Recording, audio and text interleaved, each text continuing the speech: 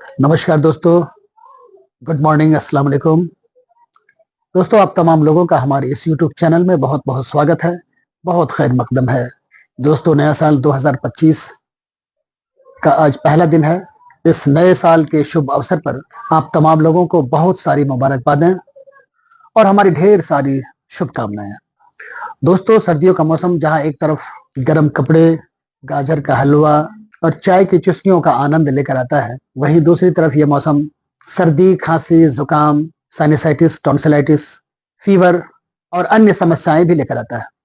आज के इस खास वीडियो में मैं आपसे बात करने वाला हूं सर्दी, खांसी, जुकाम, साइनसाइटिस, टॉन्सिलाइटिस और बुखार के बारे में। दोस्तों, ये समस्याएं क्यों होती हैं, कैसे होती हैं, इसके क्या लक्षण होते हैं और इसके क्या होम्योपैथिक समाधान हो सकते हैं।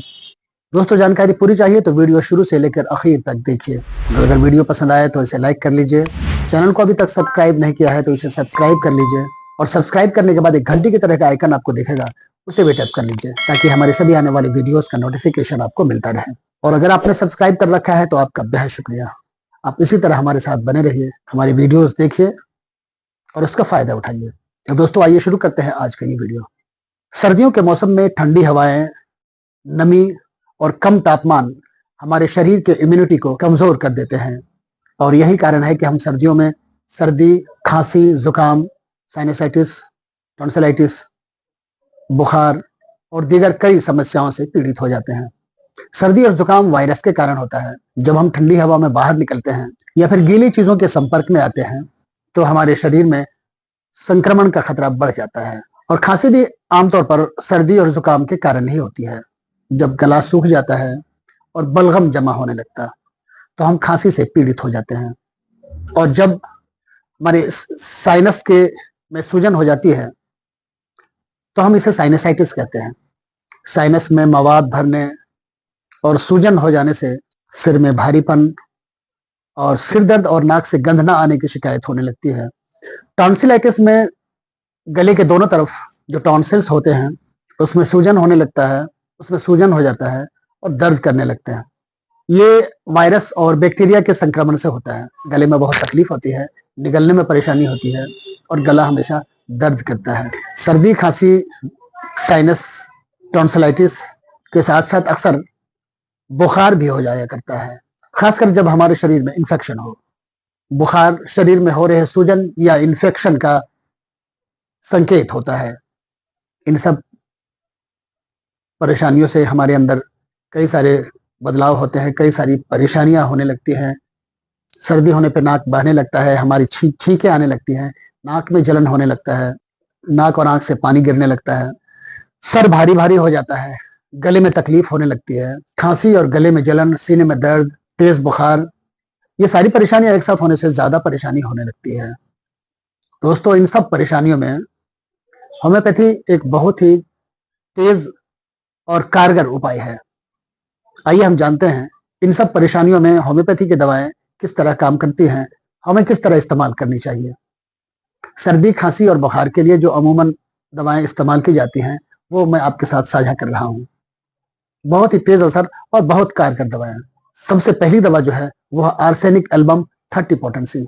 आर्सेनिक एल्बम 30 पोटेंसी इस सूरत में इस्तेमाल की जाती है जब सर्दी के साथ नाक में जलन हो, छींकें आती हो, ठंड हवा से सर्दी बढ़ जाती हो, शरीर में कमजोरी हो, बेचैनी हो और लगातार आराम की जरूरत महसूस होती हो। ऐसी हालत में आर्सेनिक एल्बम 30 2 से 5 बूंदें दिन में 3 बार इस्तेमाल की जानी चाहिए। दूसरी जो दवा है वो है एलियम सीपा 30 पोटेंसी। नाक से और आंख से पानी बहना, लगातार छींके आना, आंख में जलन होना, गला खुश्क हो जाता हो, नाक बंद हो जाता हो, ऐसी सूरत में एलियम सीपा 30 पोटेंसी 2 से 5 बूंदें लगातार दिन में 3 बार इस्तेमाल की जानी चाहिए। अगली दवा है इपिकाक।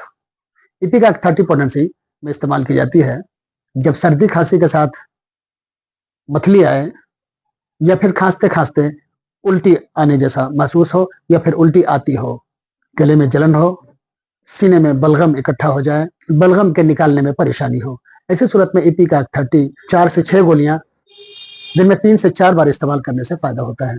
अगली दवा है बेलाडोना। बेलाडोना 30। बेलाडोना 30 इस सूरत में इस्तेमाल की जाती है जब बुखार के साथ बदन में बहुत ज्यादा गर्मी का एहसास हो, त्वचा का जिल्द का रंग सुर्ख लाल हो गया हो, सर में दर्द और जिस्म में ऐंठन का एहसास हो, ऐसी सूरत में बेलोडोना बहुत ही कारगर और बहुत ही इफेक्टिव होता है। बेलोडोना 30 पोटेंसी 4 से 6 गोली दिन में 4 बार इस्तेमाल करनी चाहिए। दोस्तों, साइनसाइटिस के लिए जो महत्वपूर्ण दवाएं हैं मैं आपके साथ साझा कर रहा हूं।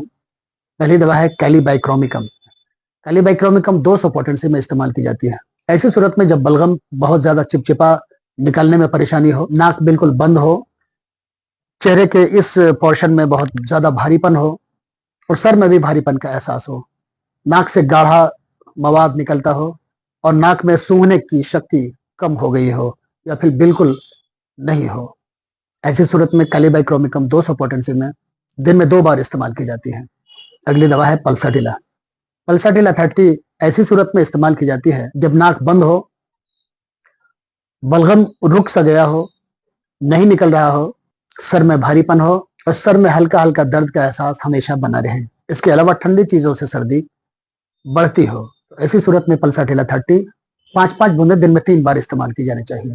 दोस्तों, टॉन्सिलाइटिस के लिए जो होम्योपैथिक दवाएं हैं उसमें सबसे अच्छी दवा जो है वो है फाइटोलक्का।